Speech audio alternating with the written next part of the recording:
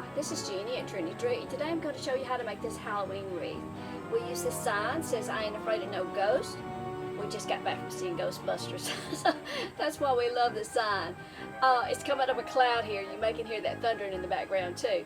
But just stay tuned. We're going to show you step by step how to do this and show you how to, the supplies. The supplies all came from Trendy, of course. So let's get started. This is a new mesh in a natural color. It has a combination of a poly and a polyester, which plastic and polyester, which gives it a nice, almost fabric-like feel. It is an open weave, so it will ravel some. We're going to make a basic ruffle wreath using this 10-inch wide mesh. There's 10 yards on a roll. The wreath that we're going to use is a 24-inch pencil wreath, and it has 18 twists. We're going to put 3 layers of ruffles in each twist. So we'll need more than one roll. It won't take all of the second roll, but we will have to cut, at least half of it or so.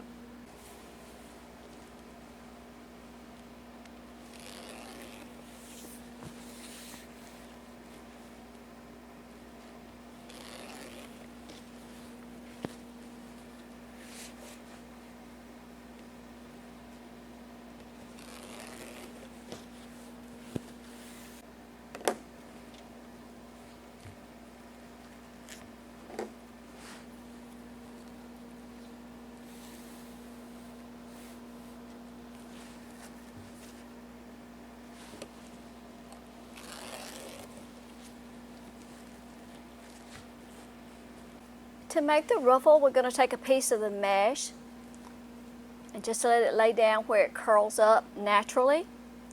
You're going to spread it out, and you want your uncut edges to the sides, and you're going to gather up through the center. Just gather that up, pinch it in the center. It looks like a bow tie. And if you need to put a clothespin on it till you get 3 ruffles made, you can.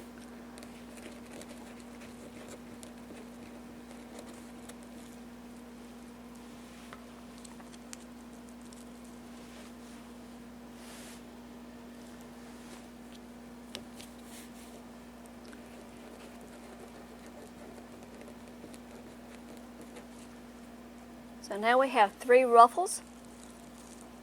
Just going to hold all 3 of them in the center. Take our pencil wreath. We're going to start on the outside. Just open up a twist. Lay all 3 ruffles down. Secure the twist with a couple of turns. You don't have to do but just a couple of turns right now because we're going to be putting more layers into that twist. We're just going to continue working all the way around the wreath on the outside using 3 layers of ruffles. There's your wreath after you've gone all the way around the outer ring with a cluster of 3 ruffles in each twist. Now we're going to move to the inner ring and do the same cluster of 3 ruffles in each twist. There's our wreath after we've gone all the way around both rings with a cluster of 3 ruffles in each twist. I like the ruffle technique because even if you're new to wreath making or this is even your first wreath, it will come out symmetrical because the ruffles are all the same size and there's just no way to go wrong with this particular style of wreath. Now you may have to clip more strings because the more times you cut your mesh, the more raw edges you'll have and that sort of thing. It took more than a roll, and we had this much of a roll left over, so you've got a little bit to do something else with. Now, next we're going to put in some ribbon strips. I've cut my ribbon 14 inches in length. Now, it's always a good idea to do a test ribbon to do a test length before you cut up all your ribbon. Excuse me. And we thought 14 would work good for this. So I have 4 different styles of ribbon. I want to have them all face up, 2 or 2.5 inch and 2 or 1.5 inch. And I'm just going to lay the ribbons down, kind of just random, lay them down, put the narrow ones on top and pinch them together in the center.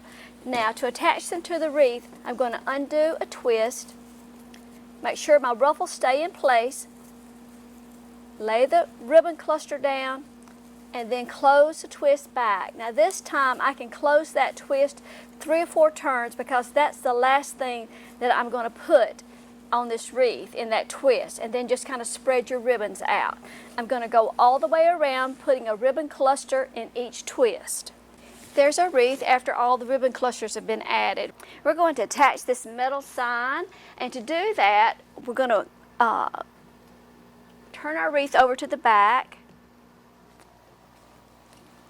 And I took the center of the chain and just secured it to the work wreath frame right at the very top in the center of the sign. And then you can position your sign any way that you want. You can kind of work from the back if you like, or work from the front. There's a couple of little eye holes at the side that you can add an extra zip tie to. You can put your sign straight across the center or angle it any way that you want. I have these little soft ornaments from Wreath that I'm going to add to the wreath, maybe 2 on one side and 1 on the other. And they're just a soft plush material. And one of the easiest ways to add an ornament like this is just to use a safety pin.